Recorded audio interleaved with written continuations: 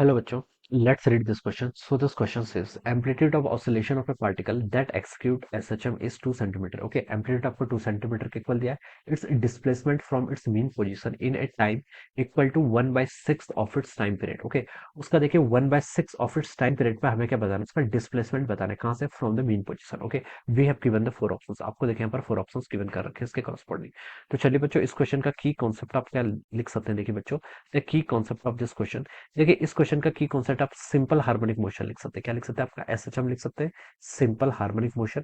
या फिर हम लिख सकते हैं equation of SHM. Okay, simple harmonic motion. Okay, या फिर equation of SHM. This will be the key concept of this question. Okay, आपका पार्टिकल क्या कर रहा है, देखिए एसएचएम क्या कर रहा है, एग्जीक्यूट कर रहा है. ओके, एसएचएम के करस्पॉन्डिंग देखिए आपकी जो डिस्प्लेसमेंट की इक्वेशन होती है. ओके, डिस्प्लेसमेंट और टाइम के साथ देखिए जो आपकी इक्वेशन होती है वो हम कैसे लिखते हैं, देखते हैं x T is equal to over a times sine omega t. क्या होता है आपका x is equal to a sine omega t. Okay, omega t, this is the equation for the SHM of a particle. Okay, particle अगर कोई आपका SHM कर रहा है, ओके, फेस के रिगार्डिंग देखिए क्वेश्चन में कोई हिंट नहीं दिया, तो हम फेस वाले फैक्टर को यहाँ पर क्या कर देंगे, हटा देंगे. Okay, x t is equal to कितना हो जाएगा आपका ए साइन ओमेगा टी, यहाँ पर हम लिख सकते हैं. ऑलराइट, अब देखिए क्वेश्चन बोला गया कि amplitude of the oscillation of the particle जो एसएचएम एग्जीक्यूट कर रहा है 2 सेंटीमीटर. एम्पलीट्यूड यानी कि देखिए एक्स टी क्या है, X T is the displacement at any time T. A क्या है, A is the amplitude. Omega क्या है, ओमेगा आपका देखिए एंगुलर फ्रीक्वेंसी. और टी, टी के यहाँ पर आपका, टी आपका यहाँ पर टाइम पीरियड है. ठीक है आपका, सॉरी टी के आपका स्मॉल टाइम, टी आपका किसी भी टाइम, जिस टाइम टी पर आपको क्या करना है, डिस्प्लेसमेंट फाइंड आउट करना है. ओके, तो देखिए आपको क्वेश्चन में क्या गिवन कर रखा है,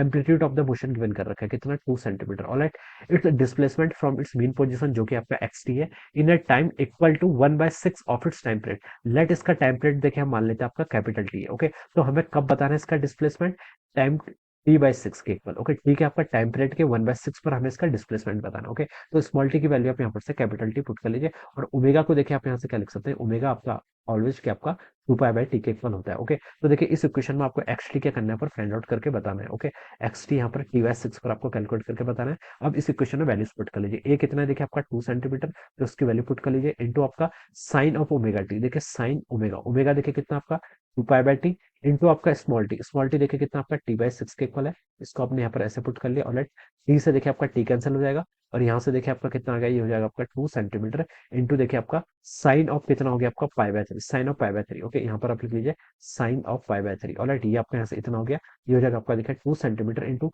साइन π/3 कितना होता है, साइन 60 की वैल्यू कितनी होती है आपकी, √3/2. तो 2 से आपका 2 कैंसिल हो जाएगा, तो इसका आंसर हो जाएगा आपका √3 centimetre. Okay, so this will be it's displacement from the mean position. Okay, ये कितना गया आपका √3 सेंटीमीटर. तो देखिए बच्चों, उसको मैच करेंगे तो आपका ऑप्शन बी से क्या कर रहा है, मैच कर रहा है. So we can say that option B will be the correct answer of this question. Option B क्या हो जाएगा, इसके करस्पॉन्डिंग आपका correct answer. Alright, so I hope you all understood this concept. All the best and thank